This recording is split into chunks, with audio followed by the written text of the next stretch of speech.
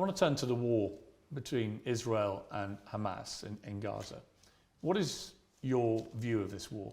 I think when you call it a war, you're doing a disservice to the people who are having their limbs blown off by some of the most advanced technical weaponry on the planet. It is a genocide and it is disgusting. And it doesn't matter which side of the political spectrum you fall on. When you observe a genocide in front of your very eyes, you should be disgusted. Which side is waging genocide? The Israelis are genociding the Palestinians, and you know it as well as everybody else does. That. Well, then it seems like your bosses are not allowing you to know it. What do you think of what Hamas did on October the 7th? Why are you starting the story in the middle, Beirs? I just asked you about the wider war.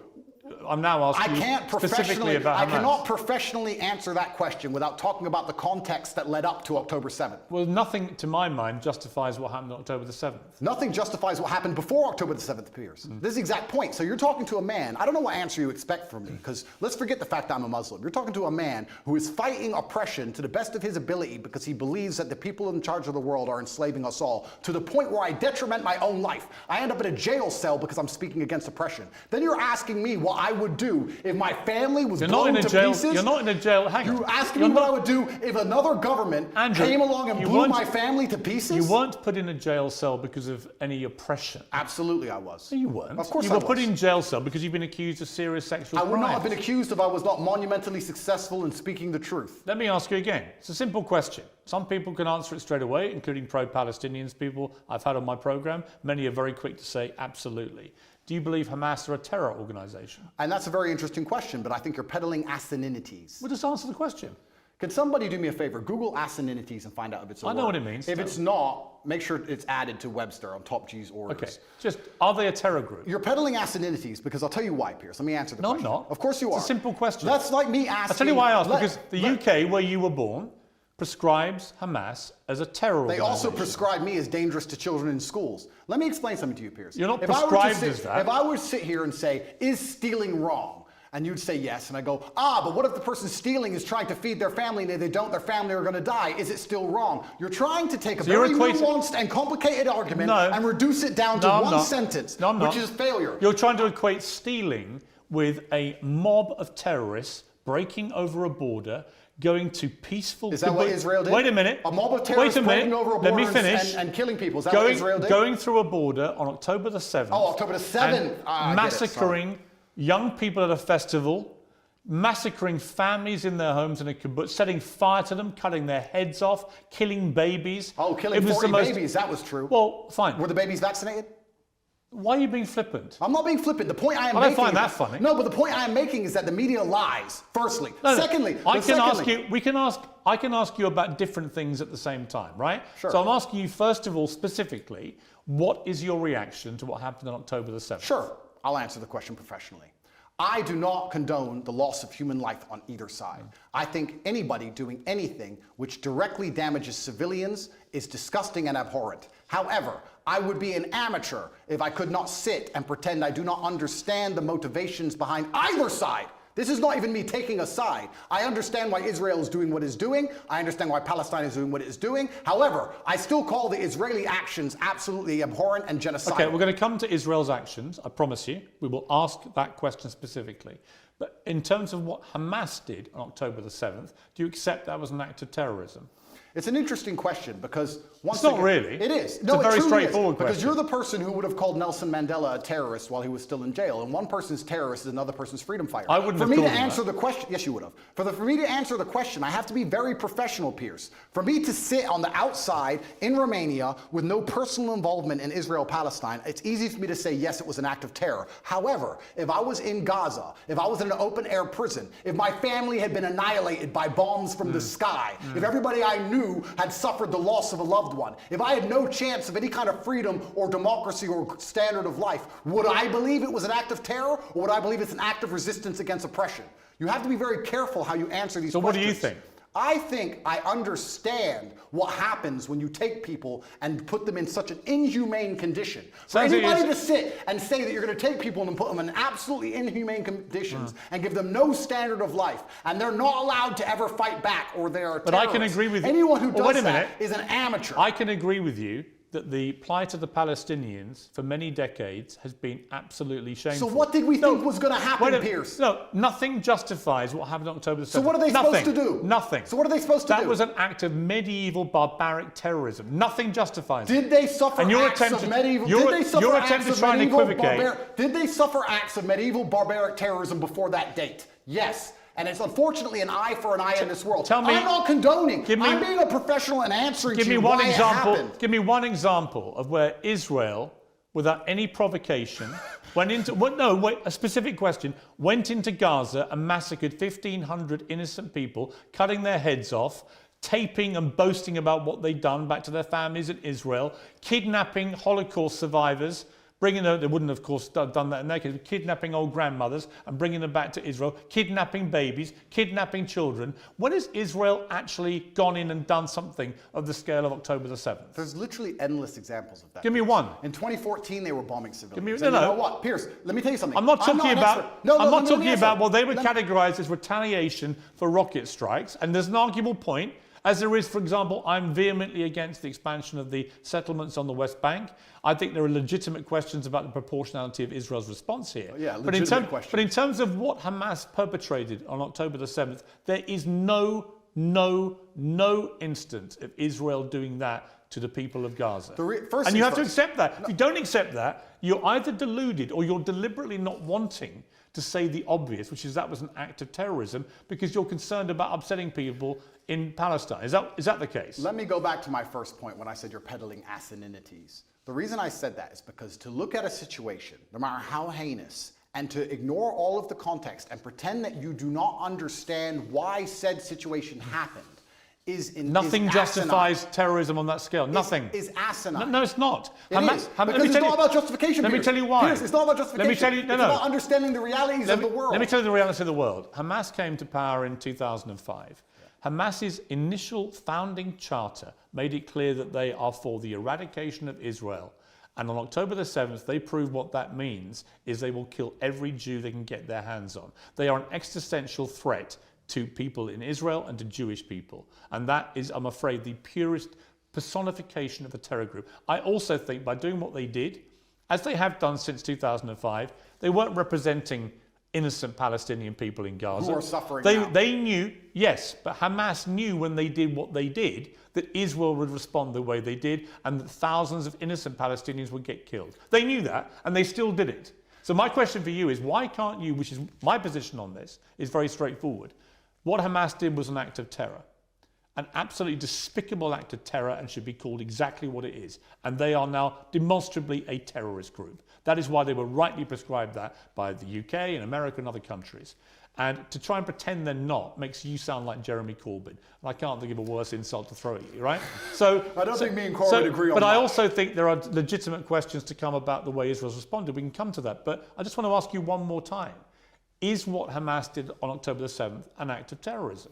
I think, Piers, it is peddling asininities for you to pretend that enslaving people... You sound like Jeremy Corbyn now. No, let me answer the question. 15 times he refused to answer the question. Let me answer the question. You're now up I'm to not about... refusing. You're now about 3 or 4. If you look... Are they a terror group or not? They're one team's freedom fighter, and they're deemed a terrorist What do group. you think? I think that if you lock people in an open-air prison and steal their land, they're going to retaliate. So they're not a terror group? I think they're going to retaliate. They're not a terror group? One team's terrorist is another team's freedom fighter. Okay, we're now up to fighter. about 8. Are they a terror group? And also, another thing I want to make clear to you, Piers. Only Jeremy Corbyn has done this. Done what? Refused to answer the question. I think that what they are doing is seemingly deemed an act of terror by the people that the terror... Don't use weaselly words. They're not weaselly. Of course the Israelis think they're a terror group, and of course the Palestinians think they're freedom fighters. It's stupid that you're asking the question. Most of the civilized world thinks they're a terror group who committed an act of terrorism. It's not difficult. What they did was an act of terrorism. And I think that if Israel continues to conduct acts of terrorism on the Palestinian people, they're going to do nothing but strengthen the reaction. Well, that's a different conversation I'm about to have with you about Israel's response. But before I get there, one more time, is Hamas a terror group who committed an act of terrorism? I think that when you lock people in an open-air prison, you're going to have to expect you're not going to retaliation. No, because I have to... There's people who are... First things I want to say to Piers. If you don't mind me saying, I think it's spineless. Sure. I do. That's fine. You sound like Jeremy Corbyn. Well, that is an insult. Did you see my interview with him? No. Right. 15 times last week, I asked him the same question. 15 times he prevaricated and wouldn't answer. Eventually, when someone does that enough times, you know what they really think. Okay. You don't think they're a terror group. Well, let me answer. You don't think they're a terror group. No, what I think is this. On certain Because I'd be really curious what you think an act of terror is if it's not massacring 1,500 innocent people, it's not including Holocaust survivors, Pierce. kidnapping babies, decapitating people, cutting their limbs off, raping women. Yeah, talk about missing limbs. We're going to talk about that when we talk about we what Israel are, have done. But so when we get there, it'll be in the context of you not admitting that was an act of terror. Well, let me answer the question for the final time. I am a realist. And as a realist, sometimes you do not come to the conclusion of labeling good guys and bad guys. The world is not black and white. Hamas are bad guys. No, the world is not black and white. The world is actually very gray. Anybody who sits and thinks there's clearly a good guy, there's nothing gray about what Hamas did, and clearly a bad guy does not understand how the world works. And as a realist, what you do is you look at scenarios and you understand why they happen, how unfortunate they are, how unfortunate the loss of human life is, how civilians die on both sides, how innocents are dying in a chess game played by the elites on both sides. Both sides, you have innocent people who didn't even vote for the person making the decisions, who are ensuring their death, signing their death warrants. It's unfortunate on both sides. But listen, sir, you would not advocate Russia doing any of the things to Ukraine that Israel is doing to Palestine. You would not sit here. Russia has been doing exactly that. Russia has not done a fraction of the things to Ukraine that Israel has done to Palestine. Russia illegally invaded a sovereign democratic country and has committed a barbaric rampage, trying to seize as much of Ukraine as it can, bombing maternity hospitals, killing innocent women and children. Right? Don't even try and have some kind of this is genuine equivocation of this. I will. A Hamas rocket, a tiny Hamas rocket that can make a pothole in the road, and then they get hit back with cruise missiles. Let me ask you a question.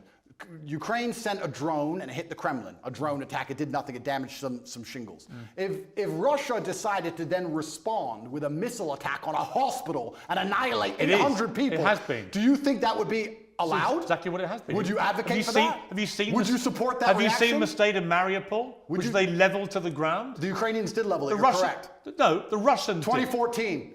The Russians leveled Mariupol. And my question to you is, would you advocate those reactions? Let me ask you another question, Beiris. This is a genuine question. Let me ask you a question because I want to understand your point of view. It's actually my interview with you. Yeah, but you tried to understand mine. I just want to understand your point of view. If I believed, or if Israel believed, that one of the people in your house was a terrorist and decided to destroy your entire house and kill your entire family, would you sit and say, well, maybe there was a terrorist inside, I accept that? Or would you be enraged? Genuine question. I don't think you can take an individual person's response. Well, it's a bunch of individual people in Gaza. They're people, individuals with thoughts and dreams and aspirations which are being annihilated. 15-year-old girls without legs because of cruise missiles. Let's come to they are individual people. They're not cattle, Pierce. Let's come to that. They're people. Right, and so were the people in Israel on October the 7th. And that's why it's so heinous, which is my exact point. But not heinous enough to reach your bar of terrorism. It's not about reaching bar of terrorism. It's understanding why things happen. By not saying it, you've made your position clear. Just as Jeremy Corbyn did. And to pretend you're any different is ridiculous. Let's move on to Israel's response, because there are legitimate questions about this. Hamas embeds itself, 40,000 terrorists in my estimation. You can call them whatever you like. And they're embedded amongst the civilian population, predominantly in northern Gaza. We know from intelligence over the last 20 years, which you won't believe because the Matrix has made it all up. Correct. But we know from intelligence that historically Hamas likes to embed itself, particularly around things like schools and hospitals and mosques, because that makes it more difficult if the Israelis attack. Yeah. Now, Israel has killed nearly 12,000 people in its response, right? There are many people around the world demanding a ceasefire who think that is a ridiculously disproportionate response to what happened. Well, it was genocide. They would want to kill everyone in Palestine. They don't. They just want to drive them all out. Whereas Hamas do want to kill every Jew. That is actually what genocide is. You know what's actually interesting? Because you've spoken about this subject with people more who actually understand the conflict better than I do. Mohammed Hijab understands it better. Low-key understands it better. I'm talking from a very general humanistic perspective, because I don't understand the absolute intricacies like they do. Do you know what genocide means? Of course I do. Right. Genocide means you want to eradicate an entire people based on race or ethnicity. Israel clearly doesn't want to do that to the Palestinian people. Clearly not. If it did, it wouldn't tell a million of them, as it turned out, who moved south. Now, there are arguments about whether to attack them as they moved. Well, some people got hit as they moved. Oh, some people got hit. Yes. Some people got hit. You know what, You know Andrew? what happens? You know what, Andrew? Wait till it's your son, son. You know what? Wait till it's your son. I agree. And you know what, Andrew? war is horrific. It's horrific. The question is it a just war for Israel to go after Hamas? And if it is, and you believe as I do, Hamas has to be got rid of, how do you do that? If you don't do it the way Israel is doing it, how do you get rid of that terror group? Now, you won't agree with anything they're doing because you can't even categorize them as a terror group. No, the reason I won't agree with them is because I'm a human, Piers. And please let me answer this without being interrupted. You didn't answer my earlier question for a reason, because you knew that you couldn't answer it without proving my point. The question about the fact that if they decided to cruise missile your house because they thought somebody inside was a terrorist, you would not accept the loss of your family that you have raised. You would not accept that. Of course I wouldn't. Okay, absolutely. So let me answer this as a professional. What's funny is I'm a humanist. Like I said, a professional what, by the way? The professional. Please let me answer. Let me answer. What are you? What are you thinking? You say you're thinking of professional, and I'm talking about this from a humanistic perspective, right? And like I said, you've talked to people more knowledgeable than me on the details of the subject. Right. Listen to me very carefully. I thought we lived in a democratic society. You just said 35,000 Hamas terrorists, and this is the thing that's most upsetting to me. This is what genuinely upsets me. Israel intelligence will say a guy's a Hamas terrorist. Has that guy gone to a court of law? Has there been a democratic process? Has he been proven to be a terrorist? No. They've just decided from their intelligence that couldn't see an invasion coming from hundreds of miles away. So this intelligence is actually no. It's not great. No. So they've decided this person might be an intelligence without court case, without any kind of democratic process, and because of that, they've decided to annihilate civilians along with him, and it's all just collateral damage, and nobody should care. That is not a humanistic perspective, and that is disgusting. And any person in the West who is advocating for that is a hypocrite. Because if it was turned on them, if the American government said, we think the person in your shopping mall, one of the people you were shopping alongside in the mall, might have committed a crime. We didn't take them to court. We think they might have, so we killed your whole family. Get over it. So the last time is a clown and a hypocrite. So the last time, what do you expect full-grown men to do? I'm about to respond. What do you expect full-grown men to do when you kill all of their families and leave them locked in an open-air prison? Let me respond. The last time that Jewish people faced an existential threat was in World War II. And the Nazis, who wanted to take over the world and kill every Jewish person, the Nazis were ultimately defeated by Winston Churchill leading the Allies. And Winston Churchill, in the process of defeating the Nazis, killed a lot of German innocent civilians in the process. Do you think that was justified? Let me ask a question. Was it? Well, no, I asked the questions. Was it justified? Sir, I believe, and let me just get this right in my head. Yeah, think about it. No, I don't need to think about your question. I believe that the Nazis, which were obviously heinous, I'm not advocating anything they did, it's disgusting, the Nazis. I'm glad we beat them. I'm actually a huge Were they terrorists? fan. Yeah, they were. Right. So I believe that they were... So when you massacre Jewish people, you're terrorists? Except when you do it in Israel. When you try and conduct genocide on a populace because you don't want them on land you say is yours, then you are terrorists. It's exactly what Hamas did on October the 7th. Exactly what Israel had did before that. So you've literally just described what Hamas do.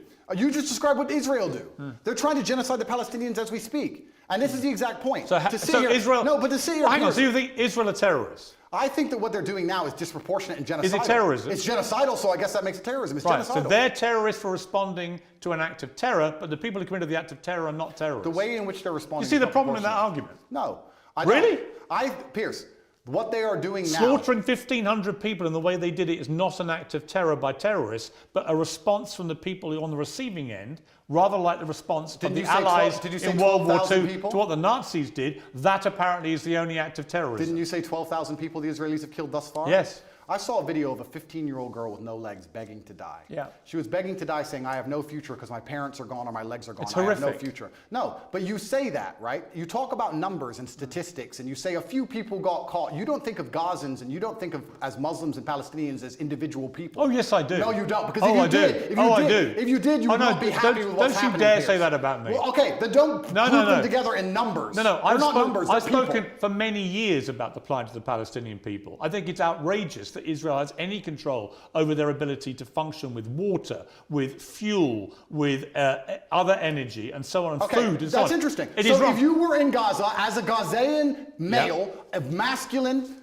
fighting age, and you believed the things you currently believe, what would you do about it? I'm just asking. You know what? Nothing justifies the terrorism we saw. I never said you'd be a terrorist. I'm asking what you do. No. I understand why people in Palestine feel oppressed. I understand why they want freedom. I understand why they want the same rights as the people in Israel. Then here's a perfect... On that we agree. Absolutely, we agree. But nothing justifies what happened on October Well, 7th. here's where we disagree, Piers, because as a professional, when we both agree on the point that the people inside of Gaza are being oppressed and that their life is being detrimented and that they have no way of getting out, Yes. we, as a professional, And I do agree with that. I understand pressure cookers explode. You're pretending they shouldn't. You're saying that they should never explode. Nothing bad should ever happen. saying nothing justifies terrorism. We should just be allowed to subjugate them No, for no. endless years and nothing happens. No. And I'm a realist to understand that pressure cookers explode. No, you're not. And that's what No, happened. you're not. We need a solution to the problem or it Actually, will continue to happen. You're not a realist because actually you are not accepting that what they did on October the 7th was an act of terrorism by terrorists.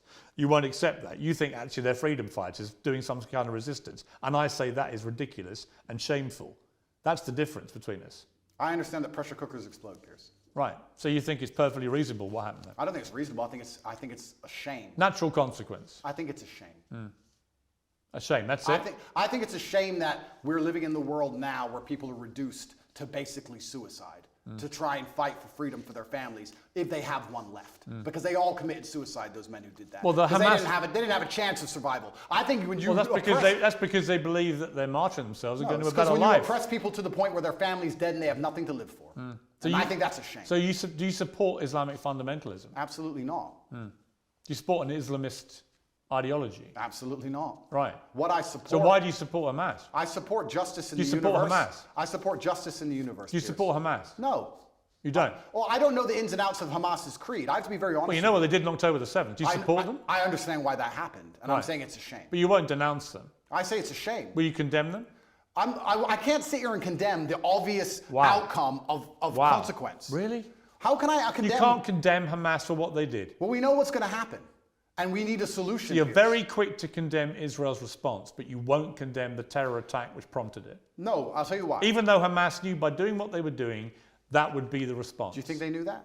Of course they knew that. You think they knew the Israelis? They did it quite deliberately. You know why? Because they were funded and supported by Iran. They didn't like the fact that Israel was normalizing relations with a bunch of Arab countries, from the UAE to Bahrain to Morocco, and then coming down the line was going to be Saudi Arabia. That was a threat to the Iran view of what should be happening in that region. Iran are the ones who support and fund and arm Hamas, and they clearly, in my estimation, it hasn't been properly established yet, but clearly Hamas couldn't have done this on their own. They've done it with support from Iran, and they've gone and committed an act of such heinous atrocity that they knew what the response would be, and that means that they sentenced in that moment not just 1,500 people in Israel to death in the most appalling manner possible, but they also sentenced to death thousands and thousands of innocent Palestinians, including many innocent children, because half the population are children, and Hamas knew that was what was going to happen. So my question is, how can anyone think that Hamas is a force for good for the Palestinian people? They are a force for evil.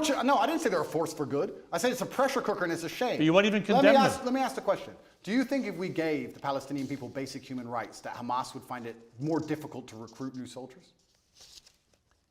I think probably if we treat them like humans, this won't happen. So we agree and let's move on. I think there's a real danger in the scale of Israel's response that you radicalize a whole new generation of Palestinians. I think that's a real danger. So by the way, I've said that. We can agree on that. So perhaps it was Israel's actions before October 7th that radicalized the soldiers who invaded. So you agree with me. So let's move on. No, I don't.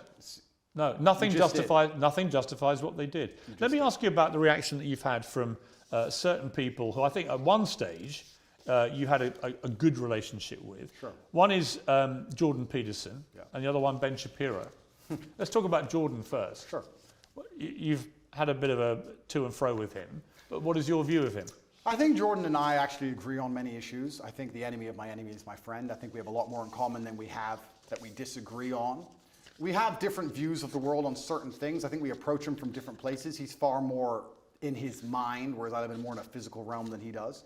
I have nothing against Jordan. I don't dislike him. I do find it, and I must be honest, a bit disingenuous and hypocritical that he speaks mental strength and then ends up addicted to an antidepressant. I don't think he should ever take antidepressants ever. I've been through worse than what he's been through, and I didn't take a single drug. However, I have nothing against the guy. He says very intelligent things, and I'd be interested to argue with him or discuss or debate with him, but I think we'd actually agree on most points, to be honest with you. I don't think he may be unhappy with somehow how I've lived my life and some things I've done, but we've already discussed the fact that I come from the lowest income area of the UK and most people around me were selling drugs, so at least I didn't do that.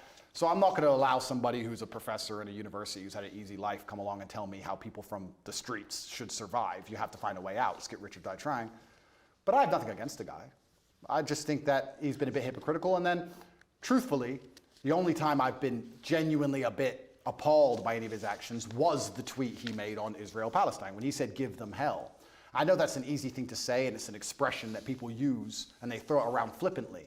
But I think when you actually wish hell upon other human beings, I think it's a disgusting thing to do, because hell is that 15-year-old girl with no legs and her parents were dead. Well, hell and when you see her crying her eyes out, begging to die, that is hell. And I don't think you should genuinely wish hell on anyone, Israel or Palestinian, anyone. I'm a humanist. I don't want anybody to die. Well, he did. When he was wishing hell on an entire population, he did express regret for the way he phrased it. And he should, because it's disgusting. I've not wished hell on the Israelis. I've not wished hell on the Israeli state. I don't want any Israeli civilian to go through what that 15-year-old Palestinian girl's going through. Not a single one. He said about you, Jordan Peterson, I'm not particularly happy to be grouped with Andrew Tate. I think there are some elements about what he does that are quite reprehensible. I'm sure he has. I don't know everything he says, and he may disagree with some of my point of view. As I said, I have nothing against him. I don't think anything he says is particularly wrong. I think that he's hypocritical because of the antidepressant problem, and I think that the fact he wishes hell on other humans because he gets emotionally involved in a conflict, which within 2 minutes of it sparking off, he's wishing genocide. I think that says a lot about his personality. But overall, when he speaks at length, a lot of the things he says are pretty well thought through and pretty constructive. I have nothing against the guy. Let me turn to Ben Shapiro. He said, let me assure you, as someone who's not pimped women and bragged about it, that morality requires that those who rape women and kidnap women must be eradicated, not negotiated with. He says, on my show, I won't be lectured on morality and toughness by Andrew Tate. His great idea of toughness and morality is pimping women and bragging about it on air, and then trying to quasi-walk it back while simultaneously maintaining many of the same positions and flexing his biceps. Listen, everyone should be able to tweet whatever it is they want. I'm all for an open discourse, even with people who I think are dead wrong on a lot of issues. But Andrew Tate is dead wrong on a lot of these issues. And the particularly ridiculous posturing about being yes, you're very tough when you want people to make peace with terrorists who've just murdered their children, very, very tough. What do you say to that? So Ben is a warmonger. Ben has been wrong on basically every single issue you can name. He was with you with the vaccine and every other war. Ben is always calling for other people's young men to go and die in some war. He seems to love it. I don't know if he has short man syndrome, but he's always behind his desk calling about how important it is that big, strong men like me go and die. And the reason he tweeted that and said that is because when Hamas and Israel, at the very early in the conflict, I think it was 3 days in, were discussing possible peace talks, he tweeted, no, absolutely not, fuck them, kill them all. And I said, Ben, as a man who's done his own fighting, because I've had a life of pain and violence, listen to me. Peace is always worth a conversation. What I said is that we should always be prepared to at least discuss peace. He, because he's a warmonger, said, no, peace is not worth a conversation. You're this, you're that, da-da. Because he's always sitting behind his desk. He must have a booster chair, and he's always running his mouth trying to invoke violence and call for war. And I find it kind of hypocritical because a man who's so small he would die if he was slapped on the street, sitting behind a desk and screaming for other people to be annihilated, I think is kind of, it's worse than hypocritical. It's insane. I believe if he was sitting here listening to this, he would say that what he's screaming for is for Jewish people in Israel to defend themselves. And he's a Jewish man. All Ben does is call for war. And I agree. Defending yourself. That's not all he does. That's all he does. And calling for war and defending yourself is very different than genocide. And Ben, like I said, overall, most of Ben's worldviews and mine probably align. We don't align on the religious sect, and we don't rely on the religious points. Fine. But our overall worldviews about how society should function probably align on many of the key issues. I don't have a beef with Ben, and I don't watch his show, and I have no idea what he talks about a lot of the time. But what I do know is every time I turn it on, he's calling for someone else's son to go and die in a ditch somewhere for his interests. And I don't like people who are not advocates for peace. Blessed are the peacemakers, said Candace, who is far more intelligent than Ben will ever be. And she is completely right. He replied that rhetoric, starting an argument with me, when I said we should talk about peace. I say we should talk about peace. He calls for the death of civilians, and somehow we're asking why my point of view is seen as abstract. It's insane. Why can't we all just sit down and say the fighting must end? Why can't we do that? Why can't we sit and say, nobody should be dying, let's stop using the most advanced military weaponry on the planet to blow the limbs off children? Why can't we say that without being deemed some kind of terrorist sympathizer or anti-Semite? It's insanity. Trump came along and didn't start a single war. He's the only one who didn't. And they're going to come along him and make him a bad guy. When a new president comes in, it's just endless war and death and killing. Have you seen a dead body, Piers? Have you seen people lose a fucking limb? It's disgusting. I know what's happening over there. Have you seen that? I don't need to tell you about the parts of my history that I'm not prepared to share, Piers. You've seen people... I said it to Ben. I said people who have done their own fighting and seen their own violence and have seen people bleed out in the street from a stab wound are not going to be so smart and so quick to sit behind a desk and call for the death of innocent people. It's disgusting what's happening. I don't want anyone to die on either side. And when I come along as a peacemaker and say, this is insane, because he's a warmonger, because he has chosen blinkers and sees one side of the argument and refuses to accept the humanity of Palestinians, he says I'm a bad person for calling for peace. Well, you know why? Because he'll probably listen to this interview and say, this guy can't even describe Hamas as terrorists. If Ben Shapiro thinks bad of And if you don't think what happened to the people in Israel on October the 7th is an act of terrorism, did I not just say then you are, I want all people then to you stop are just dying? You are just as partisan to one side as you believe Ben Shapiro Did is I to the other. not just say I want all people to stop dying? Piers, don't interrupt this. It's 2 sentences. I want all people to stop dying. However, I understand what is going to happen when you create a pressure cooker. That is my answer, and it's extremely professional. I don't want anyone to die, and because I don't want anyone to die, because I'm a peacemaker, because I'm a humanist, I understand you cannot lock people in an open-air prison for an undetermined period of time without provoking terrorism. So out of interest, what would you have done if you'd been Israel after October the 7th? That's a really interesting question, and I think there's people who are more qualified than me to answer. Given that Hamas last week said, we're going to try and do the same thing again and again and again, what would you do to defend the people of Israel? Good question. They have the Iron Dome, which is largely effective. I think that their border security is usually effective. It's very interesting that it wasn't on this So you would say they would do nothing then, other than tighten up security? I think if I was truthfully, I'll answer the question. If I was truthfully in charge of Israel, I would have found out how our border was penetrated. I would have made sure that was impossible to do. I would have had large conversations and discourse during that period, which would probably take weeks to ensure that my border was impenetrable because we were at no genuine threat of a repeat attack. And then I would make it clear that there will be some repercussion unless we can come to peace terms. I don't think Hamas doesn't want peace. Of course not. But I'm saying that's their stated position. Of course. So does it mean okay, peace you're with asking Hamas? what I'd do. I would have found out. First things first. I'm a man. So first things first, you fix the problem. Okay, our border's been penetrated. How do we make sure that doesn't happen again? Sure, How did it happen? Internal investigation. Of course. Let's make sure the border's secure. Now our civilians are safe. Our civilians are safe, which buys us time. Let's have a conversation to see if we can actually reason with Hamas. If we can't, then there might be some military intervention. Then what? But there certainly wouldn't be bombing hospitals, cruise missiling refugee camps. There wouldn't be any of the things that's going on now. Absolutely You not. wouldn't try and attack the people that No, did it. because this is a rushed and emotional response. And that's what I would have prevented. I would have made sure as a man I didn't make a rushed and emotional response. So you'd be more like Neville Chamberlain, trying to do peace with the Nazis than Winston Churchill trying to kill them. Well, yeah, that's an interesting question. You're an appeaser, not a warrior. Well, I still think I'm a warrior, but I think that when you're a warrior, you have to be very capable and... But that's what Neville Chamberlain's view was. We should do peace with the Nazis. You have to be very understanding of your power, and you have to use it responsibly. And just like I said earlier, when I'm trying to be responsible about what I say to the young men of the world, I would understand as Israel, I must be responsible with my massive military might to make sure I don't kill civilians. And I would sit and try and make a measured response, and I'd be a professional, and I would consider them human beings, and I would secure my border and try and come up with a plan better than, oh no, I'm mad, I'm emotional now, let's go kill everyone. I think that's the wrong response. Correct. I don't think that's the right thing to do. We've spent a long time talking. You're going to find out at some stage today or in the next few days whether you're going to get your possessions back. That'll either happen or not happen. But then there's likely to be a trial, and that will determine how you spend the next 10 years of your life, almost certainly, which is a sobering thought for anyone.